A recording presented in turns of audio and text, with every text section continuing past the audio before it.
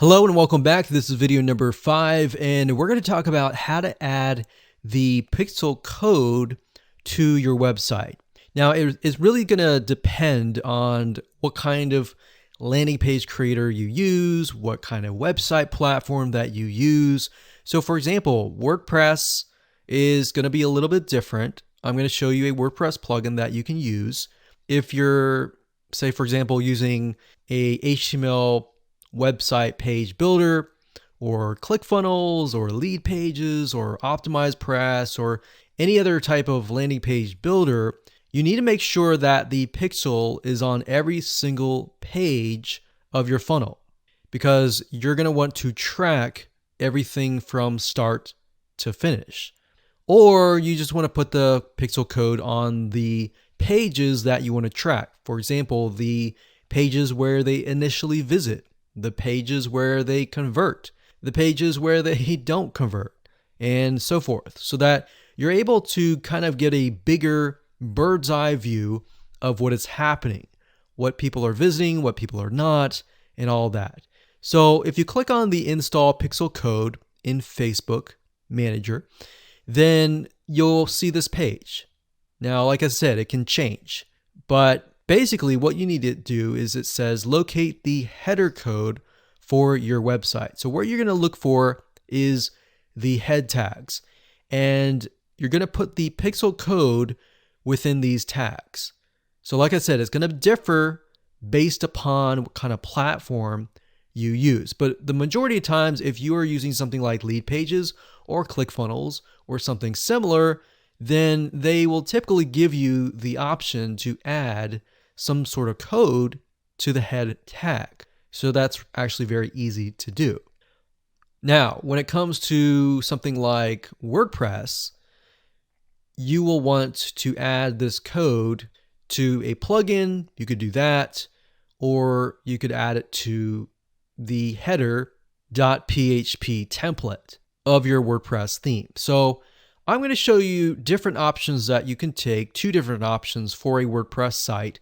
But of course, if you're not familiar and this is a little bit overwhelming, you can always get a web developer to do this for you. It's really not hard to do once you understand the concept. So now let's talk about the WordPress plugin that we highly recommend that you use. We actually use this on a lot of our WordPress sites, and it's a free plugin. If you go to wordpress.org/plugins/pixel your site, as you can see here, or you can simply come here, click on plugins, and type that in here. That's fine as well.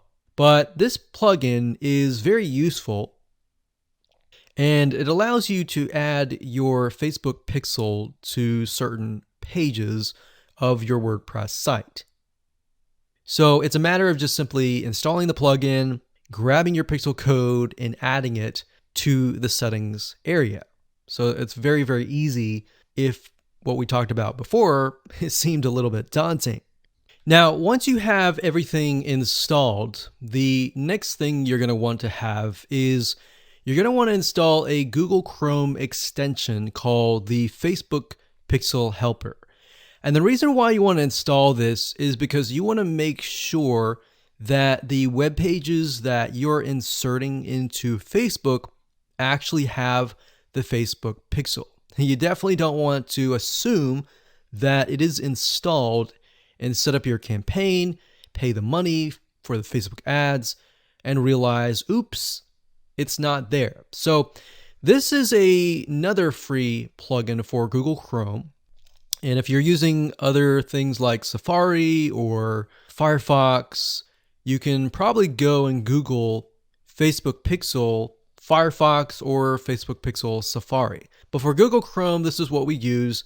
And all you have to do is install it. And as you can see down here, you're going to see this icon. And any web page that you visit in your funnel, if you click that, it should say that the pixel has been found.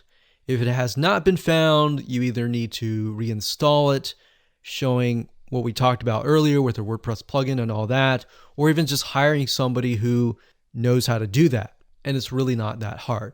But this is going to make your life a lot easier. So again, go to Google, type in Pixel Helper Chrome extension, and you'll get this right here. And that's really all you need. All you need to do as a recap is number one, install the pixel in the head tags for any web page that you want. And number two, get this Chrome extension so that you're able to test and make sure that you've installed the pixel correctly. So now that you understand how to add the pixel to your website, your WordPress site, or your landing page builder, let's move on to the next video and let's talk about the Facebook pixel variables and the different settings of the pixel itself so that you're able to track, you're able to see what is converting and all that. Hello and welcome back. This is video number 6 and we're going to dive into the Facebook pixel and talk about the different variables and settings, which according to Facebook is also known as standard events. Basically, all that means is that you're going to have a different code or different keyword for different scenarios. So we're taking a look right now at a standard Facebook pixel. Now I've blurred out or put X's in the area of my Facebook pixel ID. So you know that this is going to be your Facebook pixel ID. Now, if you go to facebook.com and you look for their standard events, you're going to see a list of different event codes. So you can see add to cart.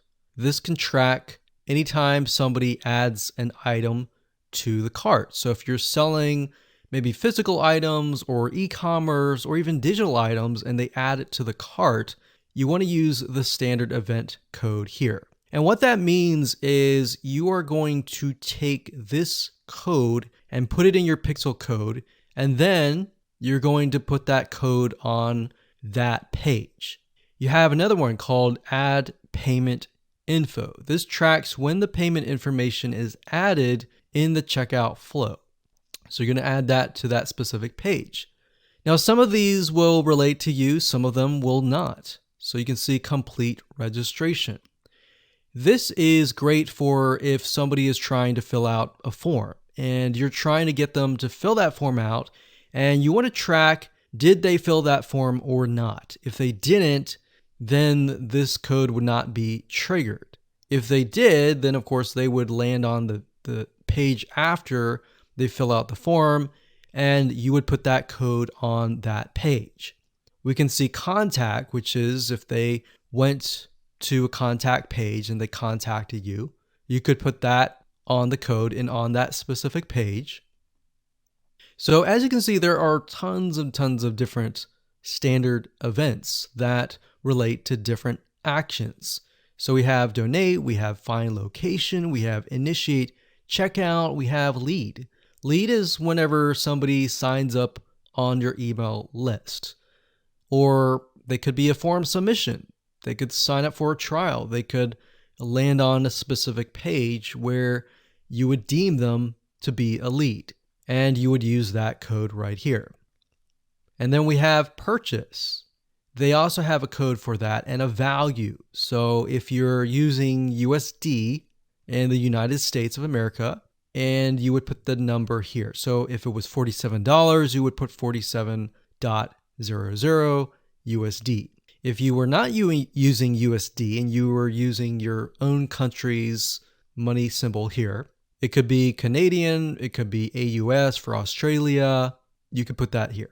And then we have schedule, we have search, we have start trial, we have submit application, we have subscribe, we have view content. So view content could simply mean they're viewing a special piece of content. So it could be something like the blog post, right? So we could send them to the blog post. You would make sure that the pixel code has this specific code in it. So why don't we go back to the pixel code and let me show you what you need to do. So let's say, for example, view content. So you're going to highlight this, click copy, and then you're going to go back to the pixel code here.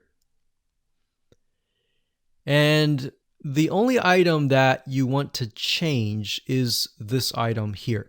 So where it says FBQ, parentheses, track, comma, page view, we're going to remove that, and then we're going to put that here. So in this case, it's view content, and page view is going to be removed. So what we're going to do now is we're going to take this code and put it on the special piece of content page where we want to track it. Now, if it's a lead, we simply remove this and type lead. Now, when you run your Facebook ad campaign, what's going to happen is in the campaign, you'll see these keywords. So you can also put your own keyword as well. And it's going to tell you the keywords, how many people visited it, and all that. And you yourself will know, okay, so this many people out of 100 people came, 10 people, 10% became a lead. So you'll see leads 10. And that will give you an idea of what is actually converting. So let's do something else. Let's go back up here and let's do purchase. So we're going to copy this. We're going to go back here. And instead of a lead, we're going to copy and paste this here. This is track purchase value. Let's say it's $47, and that's all you need to do. And you're going to need to take this piece of code and put it on the page that they see after they purchase. So whatever page that they are sent to or redirected to immediately, you need to put that piece of code on that page. Now, let's say, for example, that we have a funnel, and the funnel is an opt-in page. So in that case, the opt-in page is going to have a pixel code, and the track will be something like this.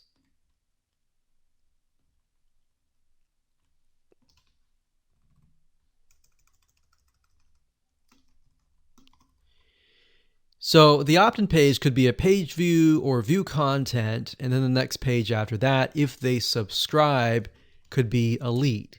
So throughout your funnel, you have different steps, you have different pages, and on those different pages, you'll have different pixel codes. Now, while that might seem a little bit complex right now, it really isn't. It's a matter of just changing the keyword and putting the code on the right page. And then, of course, using the Facebook Pixel Helper Google Chrome extension to go back to the page, make sure that pixel is on the page, and it'll tell you if the pixel is on the page and specifically what it is. So if it's a lead, it'll show a lead. If it's a purchase, it'll show a purchase. And it really is quite easy once you get the hang of it. So with that said, let's move on to the next video.